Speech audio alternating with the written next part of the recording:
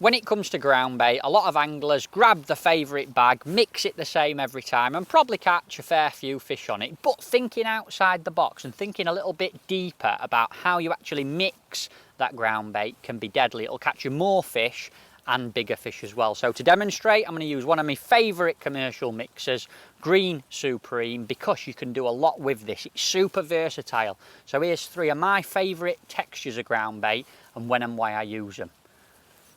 First up, we've got the dry mix, and this is very dry, and by dry I mean I've added a little bit of water, let it soak it up, but not added any more, and you can only just squeeze, when you squeeze it nice and hard, you can only just squeeze that into a ball, and as you can see, it'll quickly break down back into its powder form. And the reason that I'd use a dry ground bait like this is if I wanted something highly attractive.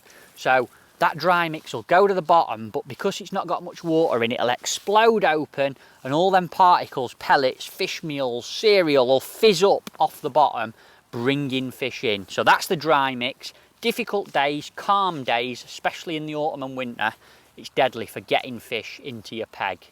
Next up is the medium mix. So I've mixed it the same as the dry, but then once it had soaked up the water, added another dose in and gave it another whisk up, and it makes like a claggy, stodgy mix. It's still not slop, but it's quite wet, and the reason for that is I can do lots of different things with this. First of all, in deeper water or to get fish to the bottom, I can squeeze it into a nice firm ball that'll go down, carry any particles that I want, worms, casters, maggots, pellets, corn. You can add all sorts to it depending on where you're fishing and what you're targeting, and it'll carry it down to the bottom where the fish are. But another thing that you can do with this ground bait is feed it loose, which is deadly on commercials, in the margins and out in open water when you're fishing on a silty bottom and you want it to settle on top of the silt. And to do that, you simply sandcastle in the ground bait to your pole pot like so. Give it a little push down so it doesn't come out, and then when you get out there, that loose mix will fall out of your pot and go down in a nice big attractive cloud, but land on the bottom in a nice carpet effect, so fish can come over and graze on it. And you need to make sure your ground bait's wet for that to happen. If you tried to do that with the dry mix, it'd simply float away and you'd be left with nothing down there. Whereas this medium mix, it's got enough water in it to break that surface tension, sink and settle on the bottom. So the medium one, perfect for squeezing into a hard ball or feeding it loose, which is deadly. Finally, slop. If you want to get messy, this is the one for you.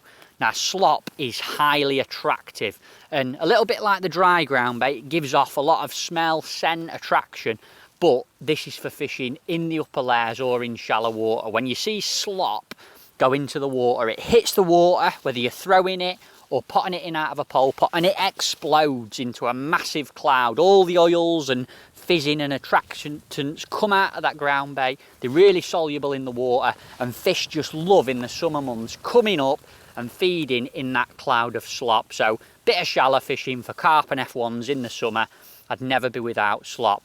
So there you go, the same ground bait. We've got a dry mix, a medium mix and a sloppy mix that do completely different things, and if you think about it carefully, you can use them all to your advantage.